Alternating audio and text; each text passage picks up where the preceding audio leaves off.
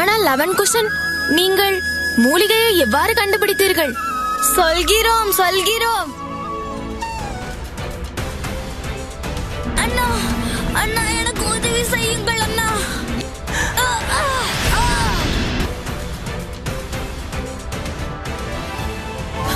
குசன், குசன் என்ன நேர்ந்தது? கண்களை திற.